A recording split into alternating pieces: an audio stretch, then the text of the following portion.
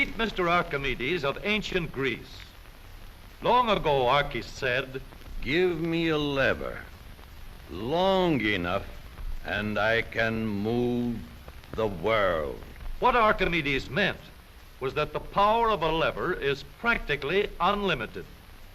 Today, almost everyone uses some form of lever in his daily work. The familiar can opener is a lever with a sharp cutting edge. The playground seesaw is just a simple lever too. It takes a lot of force to start a freight car moving, yet the railroad man can start the heaviest freight cars easily with a pinch bar, a powerful lever which turns the wheel. Tough luck, old boy. Here's a place where a lever comes in mighty handy. Let's take the simplest kind of lever, a rigid bar working on a fixed support called a fulcrum. One end of this lever is twice as long as the other. Let's put a 10-pound weight on this end, and now we'll put half as much weight on this end. 5 pounds, balance 10. If we have 25 pounds to lift, we just use a longer lever. The 5 pounds will now balance 5 times as much. Let's raise the lever in the air, change its shape a little, and we have a crank. Or we can add a second lever and have a double crank. Now the short arm moves 1/4 the distance, but we get 4 times the force. If we want continuous motion, we need more arms. Now we have levers that turn. The larger paddle wheel makes fewer turns, but it delivers more force. A paddle wheel is nothing but a never-ending series of levers. We can make the wheels stronger and lessen friction where the wheels touch each other by rounding off the edges and shaping them into teeth that will slide in and out smoothly. Now, the power flows smoothly and continuously through spinning leverage of gear wheels. Gears are made in many kinds and many sizes. Little gears, big gears, worm gears, bevel gears, and even lopsided gears. Over 100 million gears are spinning over the roads in the transmissions of our automobiles. The transmission is located right at the bottom of the gear shift lever. Let's start from scratch and put together a model of the gears that we shift in our motor car. The shaft on the left comes from the engine. The shaft on the right carries the power back to the rear wheels. To connect these two with gears, we'll need another shaft, known as a counter shaft. These two gears carry the power from the engine shaft to the counter shaft and are always connected or in mesh. This gear on the drive shaft going to the wheels is free to turn around the shaft. We'll put it in mesh with another gear on the counter shaft. These gears are always in mesh.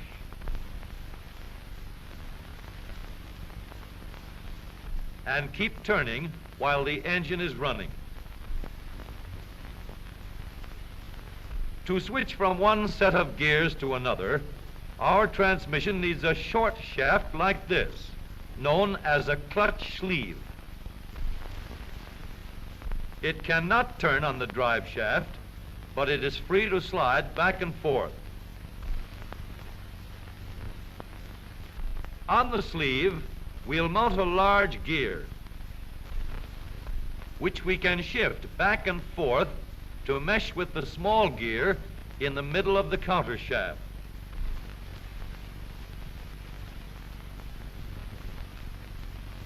We are now in neutral. The gears that are always in mesh are turning over with the engine, but the shaft to the rear wheels is standing still. A 3,000-pound automobile takes a lot of force to start. So in low speed, we get the greatest leverage by letting the smallest gear on the counter shaft turn the largest gear on the drive shaft.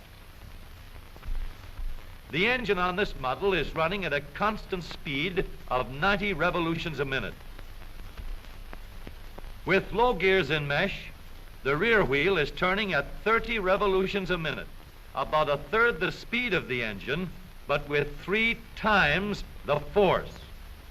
The power is going through these gears in the transmission.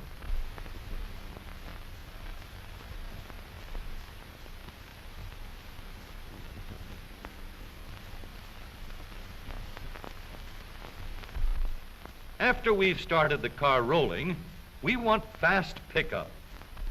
So we shift into second by sliding the sleeve backward to mesh with this gear on the shaft to the rear wheels. The wheel is now turning at 60 revolutions a minute, and the power flows through these gears.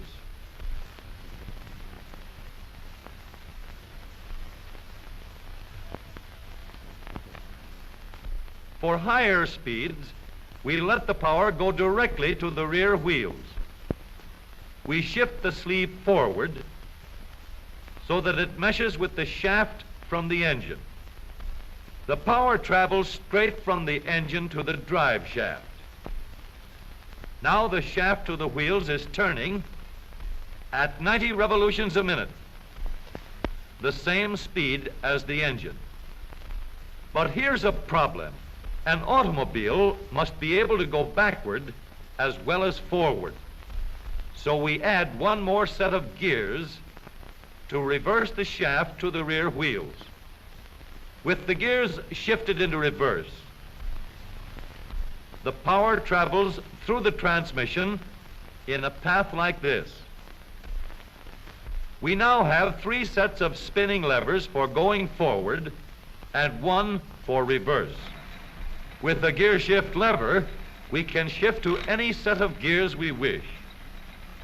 But with all these spinning levers in the transmission came noise and wear.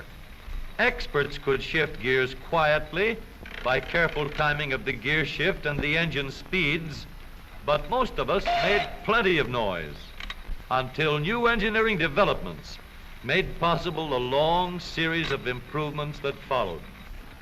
When we shifted gears, we got a clash because the gears were not running at the same speed. In other words, not synchronized. So engineers set to work to develop a synchronizer. The synchronizer works like a cork twisted into the top of a bottle.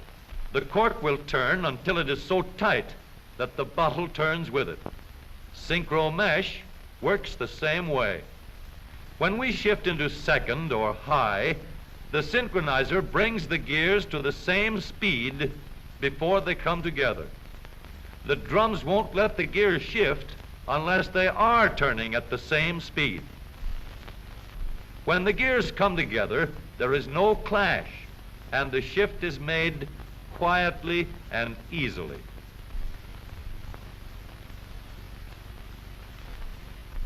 In the transmission of the up-to-date automobile, we have a powerful low gear to give us a strong spinning leverage in starting. A fast-turning motor must set the weight of the car in motion. In second speed, we can change leverage to get going fast at the same engine speed.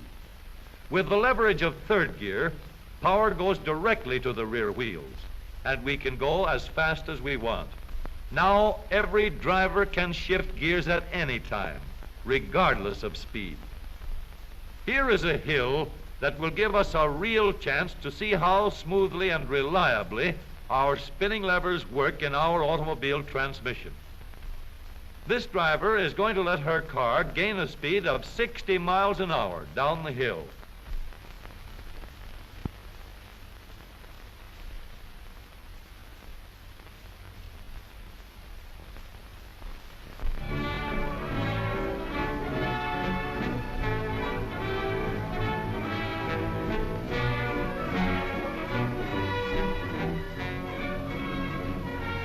Then she will shift into second speed and bring her car easily and safely under control before it reaches the bottom of the hill.